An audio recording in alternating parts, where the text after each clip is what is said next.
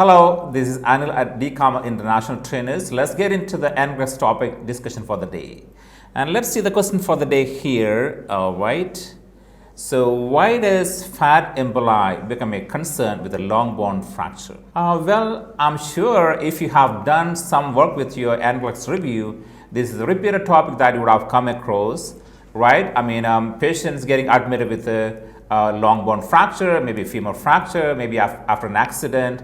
Now, a patient presenting with the risk of fat emboli. How does that happen? Or why is that a concern? Or why does NCLEX make that a top priority question? And to understand this, let's look into the image which follows. So what we can see here, yes, it looks like a long bone, right? End of a long bone could be, yes, it's likely our femur, end of the femur, that's what we can see. And what do you see there?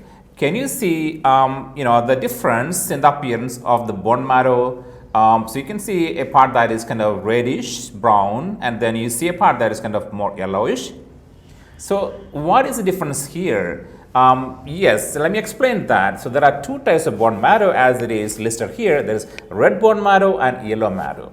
So we all have plenty of red bone marrow when we are born. Let me just go to another image and I'll come back here in a minute. So let's look at the next image. What do you see there? Yeah, you can see like an infant, right? A full skeleton of an infant and of an adult. So what do we see there? So the infant has red, right? The red color, that's red bone marrow throughout the body from head to toe.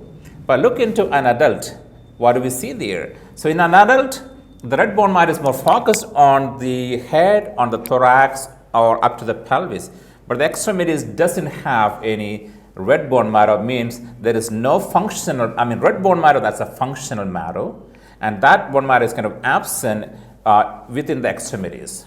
Now let me go back to the previous image once more. So imagine someone get fracture of a long bone, what is going to happen? So this yellow marrow, which is richly present in the long bone, can get released into the circulation. And do understand, this yellow marrow is nothing but fat. It is a red bone marrow that has changed into fat. So that yellow marrow can circulate through the blood, can get into the lungs, and probably it can cause emboli in the lungs. And you definitely know anytime you hear about emboli, pulmonary emboli, whether it's fat emboli or air emboli, it is absolutely life-threatening. And so that's why, do understand, for NCLEX, they do pick on topics that are, either you frequently encounter in your practical scenario, or it could be some topics that are being of critical importance. That means if you don't understand that situation, that means your patient is dead. So you can imagine how important it is for us, in our role in saving the patient's life, why we should understand and why NCLEX will ask this question repeatedly. I hope I was able to help you to develop some new concepts regarding how you understand, analyze, and answer NCLEX questions. And do come back for more questions here at DiCarmel NCLEX Review Preparation. Thank you.